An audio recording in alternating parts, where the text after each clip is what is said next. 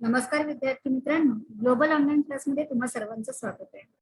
UGC net set 2022 विषय Marathi paper 2 यामध्ये आपण 10वा घटक बघतोय. त्यामध्ये निवडक साहित्यकृती घेणार आहोत. त्यामध्ये आपण 3-4 साहित्यकृती घेतल्यात.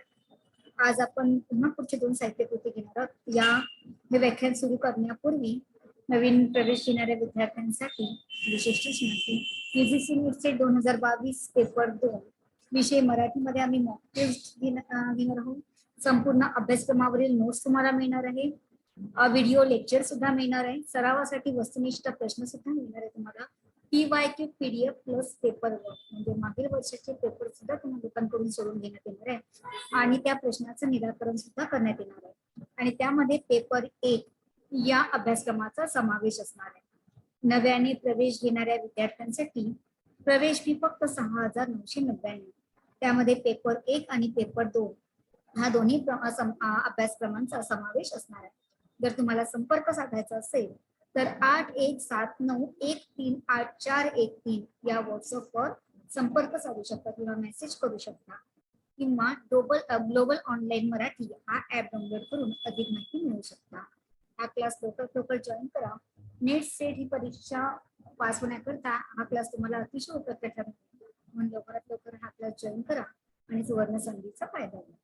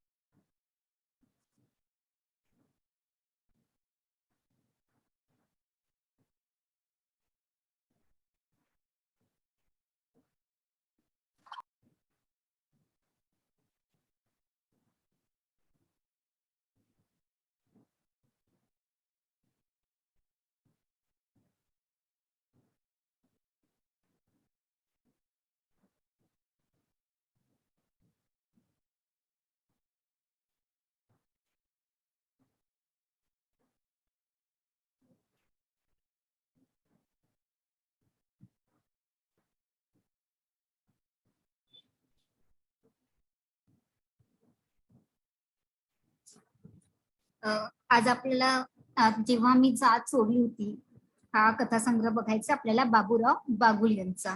ठीक आहे. जर तुम्हाला पुस्तक वाचायचं असेल तर त्याचं पुष्ठ असं आहे मुखपृष्ठ. ठीक आहे. चला, बाबूराव बागुल हे दलित कथाकार आहेत.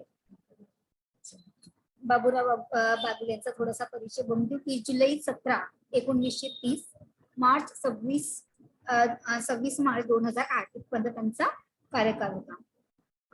आंबेडकरवादी साहित्यासाठी ओळखले जाणारे मराठी लेखक कवी होते. विद्रोही आंबेडकरवादी कथांचे प्रमुख उद्गाते आणि प्रखर वास्तववादी कादंबरीकार तसेच शोषित उपेक्षित झोपडपट्टीतील फुटपाथवरील भणंग जनजीवनांचे भेदक चित्रण करणारे लेखक म्हणून त्यांची ओळख होती. प्रभावी व विद्रोही भाषाशैली, जिवंत प्रसंग चित्रण, कारुण्य आणि क्रूरता रेखाटन हे त्यांच्या लेखनाचे विशेष गुण. दलित साहित्यामध्ये मोठे योगदान देणारे एक प्रतिभावंत लेखक साहित्यिक म्हणून बाबूराव बागुल यांना एक नवी ओळख मिळालेली आहे. त्यांनी लिहिलेल्या कथा कादंबऱ्या या गावकुसाबाहेर राहणाऱ्या समाजाच्या सामाजिक जाणीवांचं व वेदनांचं वर्णन करणारे आहेत. स्त्रीप्रधान कथालेखन हा देखील त्यांच्या लिखाणाचा महत्वाचा भाग राहिला आहे. जेव्हा जाती चोरली होती त्याच्यामध्ये थोडं बघूया की बाबूराव बागुल म्हणजे दलित साहित्यातील एक आश्वासक नाव. आशय आणि विषय यात बाबूराव बागुल यांची कथा वरचढ ठरते. वेदना, विद्रोह आणि नकार 3 मुद्द्यांनी जगलेलं भोगलेलं ते शब्दात मांडलं. अशा स्वरूपाच्या कथा बाबूराव बागुल यांनी शब्दबद्ध केल्यात. इसभर पोटाची खळगी भरण्यासाठी माणसांना नाईलाजाने कोणत्या थराला जावे लागते आणि शेवटी त्यांच्या नशिबी दारुण दुःख कसे येते यांचे हृदयस्पर्शी वर्णन बाबूराव बागुल यांच्या कथेतून येते. सामान्य कुटुंबातली झोपडपट्टीतील तोडकी मोडकी काम करणारी बंडखोर होणारी माणसे आणि शेवटी अस्तित्वाच्या गाभाऱ्याला ठेस लागू नये म्हणून अविरत धडपडणारी माणसे एका कडेलोटावर थांबली आहे. त्यांचा कडेलोट कधी होईल सांगता येत नाही. हे पदोपदी बाबूराव बागुल यांच्या विविध कथातून दिसून येते. जिवंत भाषा शैली, आश्वासक विचार, बंडखोर शब्द योजना आणि शेवटी व्यवस्थेसमोर माना न टाकता येणारे शब्द यामुळे वाचकांच्या मनात एक प्रकारचे हृदयद्रावक चित्र निर्माण होते. बाबूराव बागुल यांचे नायक व नायिका जरी सामान्य असले तरी त्यांच्या वागण्यातला असामान्यपणा बाबूराव बागुल यांनी मोठ्या खुबीने रेखाटला आहे.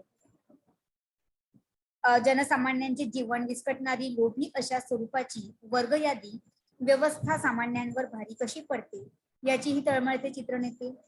बाबूराव बागुल यांच्या कथेतून आहे रे आणि नाही रे यांची दरी स्पष्ट होते आणि बाबूराव बागुल यांची माणसं बंगलेली दुबंगलेले रंजलेले गांजलेले जरी असले तरी त्यांच्या मनातील आश्वासकता की उद्याच्या सूर्याचा विचार करून आयुष्याला ऊब आणणारी आहे. त्यामुळे त्यांनी उभारलेल्या साहित्याला आणि साहित्यातल्या माणसाला क्रांती व त्यातून निर्माण होणारे उद्याचे आयुष्य हे प्रखरपणे जाणवते.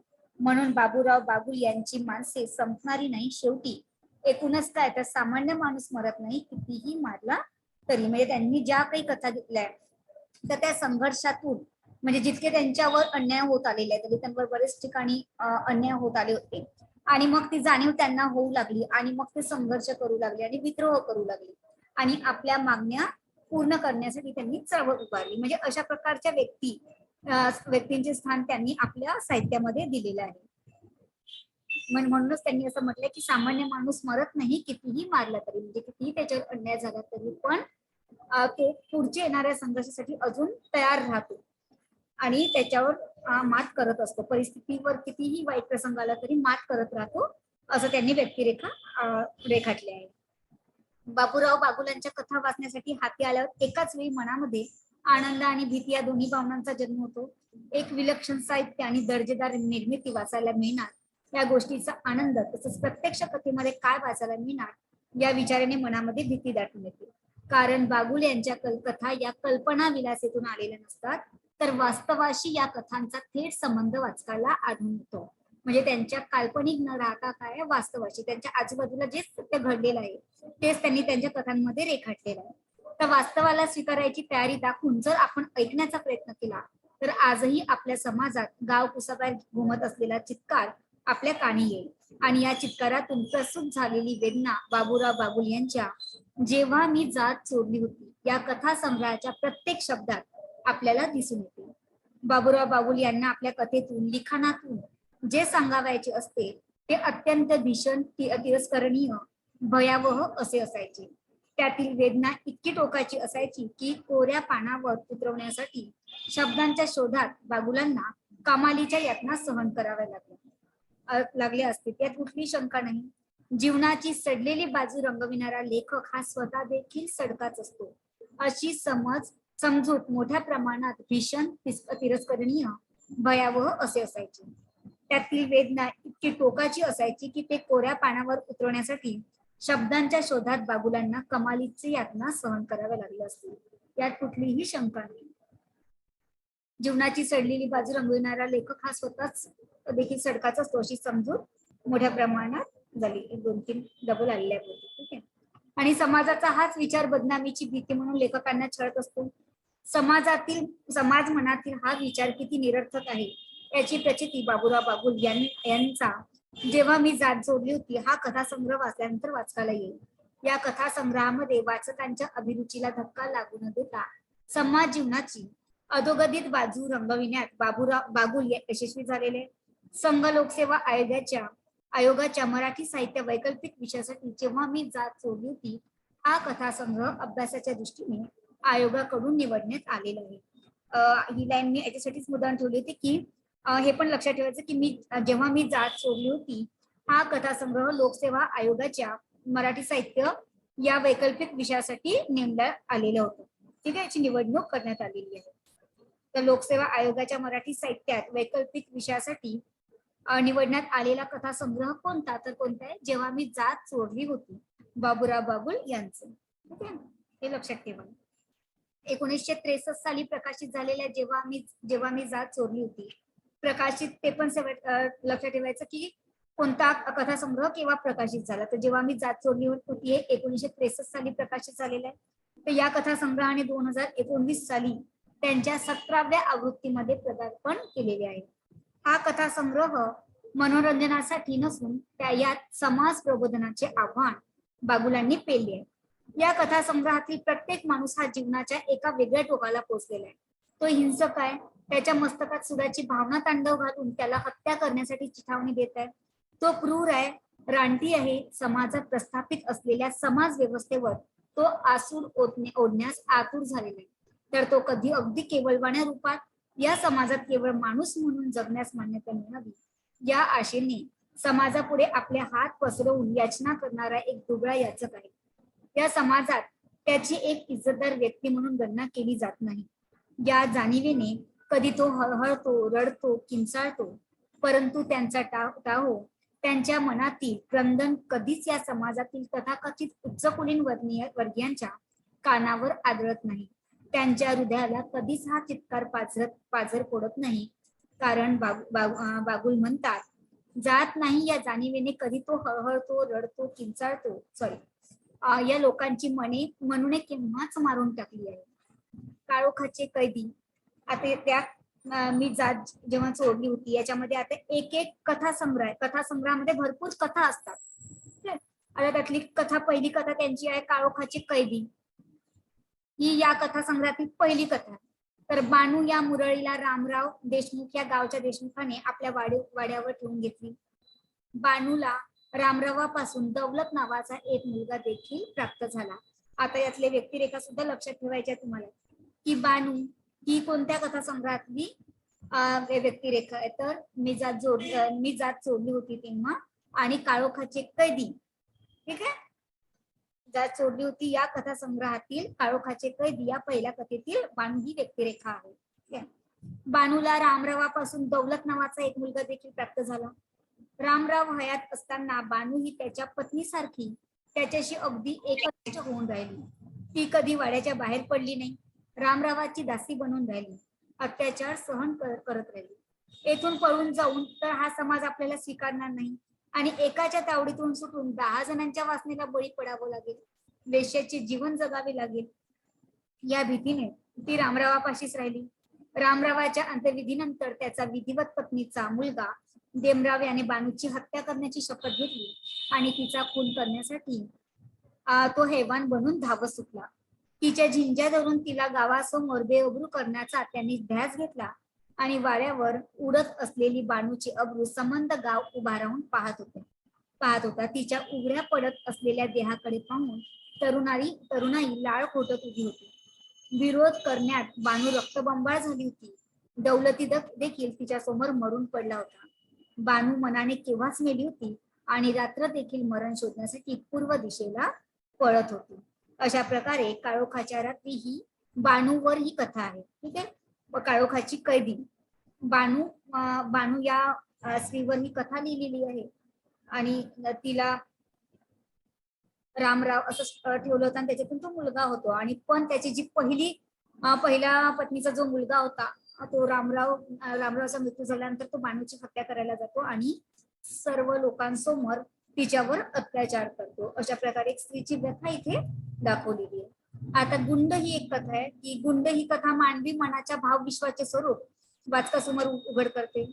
समाजाने वारंवार हिनवलेला व्यक्ती समाजाच्या विरोधात उभा राहतो. या कथेतील गुंड हा अत्यंत क्रूर असा आहे. परिस्थितीने त्याला सतत ठोकरत मुंबईच्या झोपडपट्टीमध्ये आणून ठेवले आहे. त्याच्याशी आजवर कोणतीही स्त्री कधीही मायेने प्रेमाने बोलली नाही. स्त्री सोख्याने बोलत नाही, वागत नाही. तो गुंड आहे, परंतु तो अजूनही प्रेमाचा शोधात आहे. तो गुंड आहे म्हणून कोणती स्त्री त्याच्याशी बोलत नव्हती, पण तो अजून कोणीतरी मला मिळालं पाहिजे या शोधात तो असतो. अशा प्रकारे गुंड ही कथा आहे. नंतर आहे बोवाडा या कथेत गाव पातळीवर चालत असलेल्या जातीभेदाचे दर्शन बागुल यांनी रेखाटलेले आहे. बोवाडा ही गावची एक परंपरा आहे, काही प्रमाणात जत्रेसारखी, ज्यात पुराण कथेतील देवांचे शूर योद्ध्यांची सोंग घेऊन ते सोंग गावापुढे नाचवले जाते. गावच्या पंचायतीसमोर उभा राहून दामू महार या वर्षीचे सोंग आपल्याला पाहिजे अशी घोषणा करतो. दामूला नरसिंहाचे सोंग पाहिजे असते. दामू हा महार असल्यामुळे त्याला देवाचे सोंग घेता येणार नाही अशी एकच कलकल पंचायतीमध्ये उठते. महार देखील आम्ही सोंग नाचवून या विचारावर अडून राहतात.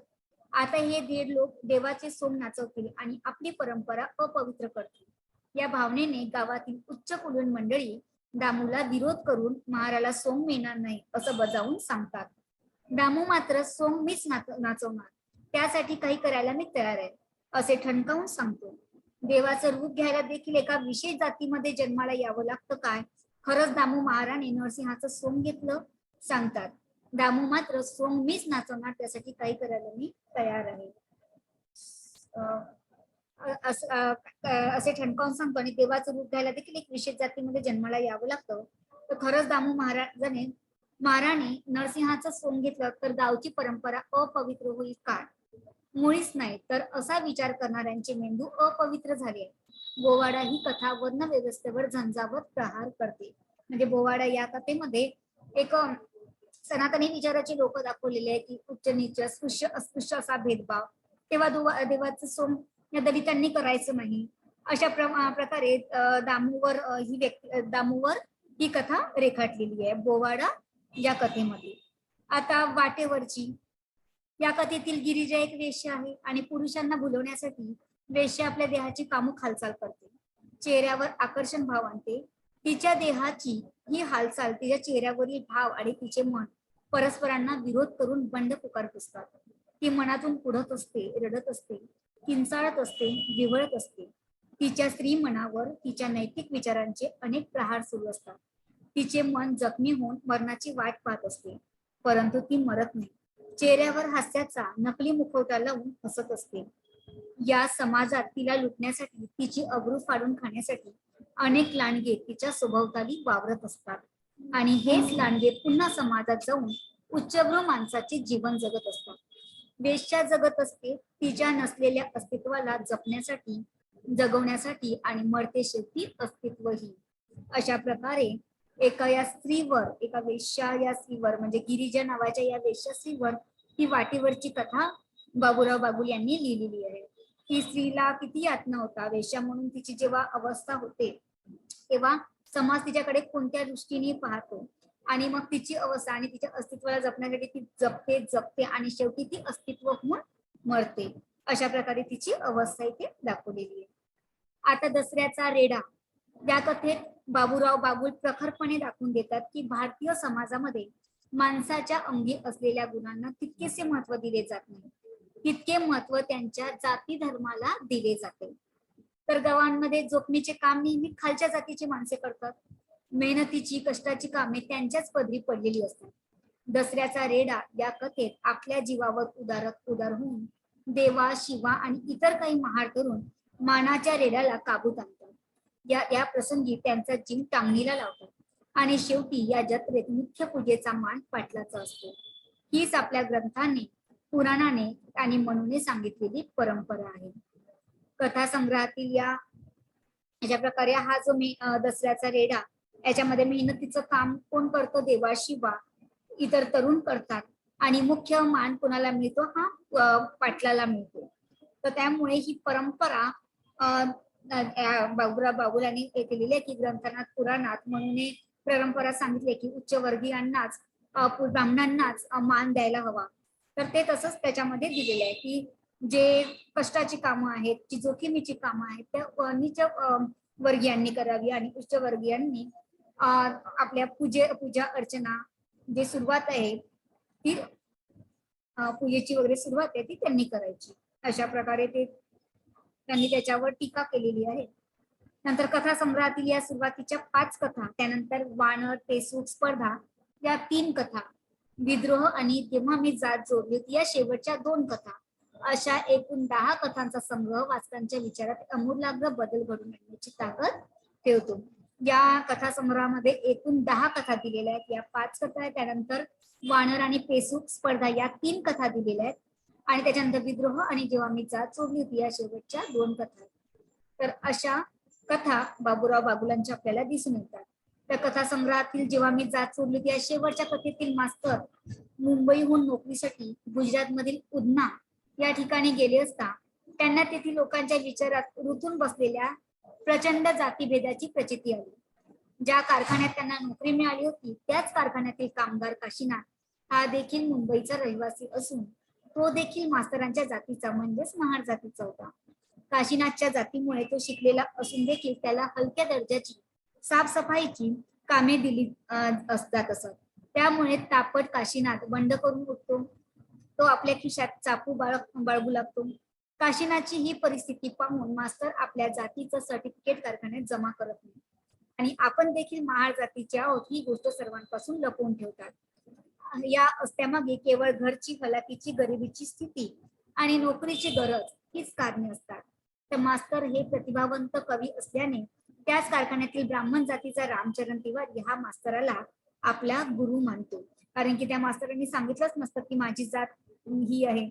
तर त्यामुळे तो जेव्हा चांगल्या, कारण की त्याला माहित असतं की जेव्हा जर आपण आपली जात सांगू तर तेव्हा आपल्याला हलाखी म्हणजे कमी हलक्या दर्जाची कामं मिळतील आणि तो आधीच प्रतिभावंत असल्याने त्यांनी आपली जात लपवलेली असते आणि मास्तराकडून आपल्याला कवितेचं ज्ञान मिळावं ही त्याची इच्छा असते. तेथील बरेच लोक मास्तराला क्षत्रिय किंवा ब्राह्मण जातीचा समजतात. मास्तर देखील आपल्या जातीचा उल्लेख करत नाही. पण एक दिवस सत्य समोर येते आणि मास्तर याने जात चोरली असा आरोप लावून मास्तराला बेदम मारहाण केली जाते. त्याचा शिष्य रामचरण अगदी क्रूर होऊन मास्तराच्या अंगावर वाटेल तिथे प्रहार करत आपल्या गुरुला शिव्या हासतो. हा परिणाम कसा फक्त जाती धर्म जातीभेद पाळल्यामुळे हा प्रकार इथे घडतो. तर काशीनाथ तिथे येऊन सर्वांना पळवून लावतो आणि मास्तरला विचारतो, तुम्ही गपगुमान पडून या मूर्ख लोकांचा मार का सहन करत होता? मास्तर काशीनाथला म्हणतात, त्यांचा मार मी कुठे खाल्लाय म्हणून मला मारलं. चल काशीनाथ. तिथे येऊन सर्वांना पळवून लावतो आणि मास्तरांना चल काशीनाथ. अशा प्रकारे जेव्हा मी जात चोरली होती याच्यामध्ये थोडासा आशय इथे दिलेला आहे. एक मास्तराची व्यथा इथे दिलेली आहे. म्हणजे जात लपवून तो आपला व्यवसाय करीत असतो. थोडं बाबूराव बागुलांचं दिलेलं आहे तो पेज, तो मी मुद्दामून ठेवलेला होता की बाबूराव बागुल हे आंबेडकरवादी साहित्यासाठी ओळखले जाणारे मराठी लेखक कवी होते. विद्रोही आंबेडकरवादी कथांचे प्रमुख उद्गाते आणि प्रखर वास्तववादी कादंबरीकार तसेच शोषित उपेक्षित झोपडपट्टीतील फुटपाथवरील भडंग जनजीवनाचे वेदक चित्रण करणारे लेखक आहेत. आणि त्यांची भाषा प्रभावी आणि विद्रोही भाषाशैली, जिवंत प्रसंग चित्रण, कारुण्य आणि क्रूरता रेखाटून हे त्यांच्या लेखनाचे विशेष गुण होते. दलित साहित्यामध्ये मोठे योगदान देणारे प्रतिभावंत लेखक म्हणून बाबूराव बागुल यांना एक नवी ओळख मिळालेली आहे. त्यांनी लिहिलेल्या कथा व कादंबऱ्या या गाव कुसाबाहेर राहणाऱ्या समाजाच्या सामाजिक जाणीवांचं व वेदनांचं वर्णन करणारे स्त्रीप्रधान कथालेखन या देखील त्यांच्या लेखनाचा महत्वाचा भाग आहे. आणि सूर कथेमध्ये बाबूराव बागुल यांनी वाडी वस्तीवरील स्त्रीच्या हृदयद्रावक आणि तिच्यावर ओढलेल्या प्रसंगाचं चित्रण केलेलं आहे. या कथेतील स्त्री पात्र हे समाजातील स्त्रियांच्या शोषित पीडित स्त्रीच्या सामाजिक स्थितीचं चित्रण करणारे आहे. अशा प्रकारे मी जात चोरली होती हा एक कथासंग्रह आहे बाबूराव बागुलांचा. आणि याच्यावर दलित कवी असल्यामुळे त्यांनी या दलितांचं पूर्ण व्यक्तिचित्रण म्हणजे त्यांच्यावर जो अन्याय होत होता आणि त्या अन्यायातून माणूस कसा चिडतो, कोणत्या मार्गाला जातो, हे सगळं रेखाटन यांनी आपल्या कथासंग्रहामध्ये केलेलं आहे. ठीक आहे. आता त्यानंतर माणूस मनोहर तल्लार यांचं बघायचं आपल्याला. माणूस मनोहर तल्लार हे यांचे लेखक आहेत.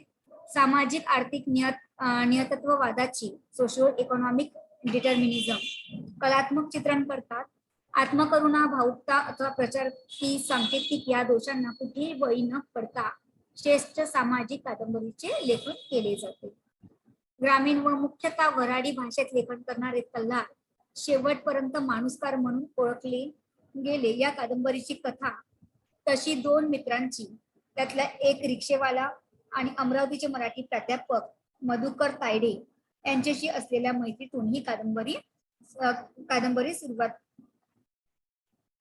सुरुवात झाली असे तल्लार सांगायचे. वास्तववादाच्या अगदी जवळ जाणारी ही कादंबरी मराठी साहित्यात भरपूर गाजलेली चंद्रकांत कुलकर्णी सारख्या दिग्दर्शकाला त्यावर दूरचित्रवाणी मालिका काढावीशी वाटली. माणूस ही मनोहर तल्लार यांची कादंबरी आहे आणि बाबूराव बागुल यांची जेव्हा मी जात सोडली होती ही कथा संग्रह. ठीक आहे. 60व्या दशकात उद्धव शेळके, सुरेश भट, मधुकर केचे, राम शेवाळकर हे सारे अमरावती परिसरात राहणारे साहित्यिक कसदार लेखनासाठी ओळखले जाऊ लागले होते. त्यात तल्लारांचाही समावेश होता. तल्लार केवळ एक कादंबरीकार थांबले नाही, तर प्रिया, अशरीरी, शुक्रथेंब या त्यांच्या कादंबऱ्या गाजल्या. वराडी भाषेतील त्यांचे कथासंग्रह देखील भरपूर आहेत. त्यात गुढीचं खाटलं, निसंग, गोरी मोदी, तुझा शोक वाहे, दुरान्वय या संग्रहांचा समावेश आहे. ते मूळचे अमरावतीचेच. तिथेच त्यांचे शिक्षण झाले. विक्रीकर खात्यात लिपिक म्हणून नोकरीला लागल्यावर त्यांनी उच्च शिक्षण घेतले व नंतर ते याच खात्यात अधिकारी झाले. चित्रपट समीक्षा लिहिण्यापासून लेखनाला सुरुवात करणारे तल्लार नंतर नागपूरला आले, पण येथील साहित्य विश्वाने त्यांची उपेक्षाच केली. लेखनातून सामाजिक प्रश्न हाताळण्याला प्राधान्य देणाऱ्या तल्लारांवर रशियन कथाकार आंतोन चेकावचा प्रभाव होता. हे पण लक्षात ठेवायचं की मनोहर तल्लार यांच्यावर कुठल्या रशियन कथाकाराचा प्रभाव होता, तर आंतोन चेकावचा प्रभाव होता हे सांगायचं. ठीक आहे. मात्र त्यांच्या कथांचा शेवट मोपांसारखा धक्कादायक असायचा. संवादी शैलीतील कथा हे त्यांच्या लेखनाचे आणखी एक वैशिष्ट्य. माणूसला रसिकाश्रय मिळाला तरी स्वतः तल्लारांना त्यांनी लिहिलेली पहिली कथा बायजा अधिक आवडायची. वराडी भाषेचे सौंदर्य व ताकद वाढवण्यात अनेक साहित्यिकांनी त्या काळात पुढाकार घेतला. त्यात तल्लारांचे स्थान अगदी वरचे होते. अंबोरा येथे झालेल्या विदर्भ साहित्य संघाच्या साहित्य संमेलनाचे अध्यक्षपद तल्लारांनी भूषवले. नंतर वराडी बोली व भाषेची महती सांगणाऱ्या अनेक कार्यक्रमात ते सहभागी व्हायचे. मात्र लेखक म्हणून पुढे करणे, सरकारी सन्मान मिळवण्यासाठी धडपड करणे, प्रसिद्धीसाठी फिरणे त्यांच्या स्वभावात नव्हते. त्यामुळे साहित्य विश्वातल्या घडामोडीपासून ते कायम दूर राहिले. त्यांच्या लेखनाचा ग्रामीण बाज अधिक सच्चा होता. अखेरच्या काळात त्यांना कवितेचा छंद जडला आणि 8 महिन्यापूर्वी पत्नीचे निधन झाल्यानंतर ते बरेच खचले होते आणि वयाच्या 25व्या वर्षी त्यांनी अखेरचा श्वास घेतला आणि त्यांच्या निधनाने वास्तवाच्या दिशा अधिक व्यापक करणाऱ्या होत्या. तर सामाजिक वास्तवातून माणसांच्या वाट्याला येणारी परात्मता, त्यांची निसर्गदत्ता मानवीयता यांच्यातील संघर्षाचे करुण भीषण नाट्य या कादंबरीत चितारले जाते.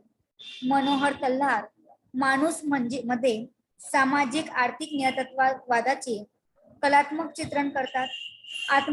आत्मकरुणा, भावुकता अथवा प्रचार की सांकेतिकता या दोषांना कुठेही बळी न पडता एका श्रेष्ठ सामाजिक कादंबरीचे लेखन केले आहे. टॉल्स्टॉय, चेकोव, तुर्गेनेव, दोस्तोयेव्स्की आणि गोर्की यांच्या पंक्ती शोभून दिसावी एवढ्या तोलाची ही कादंबरी आहे.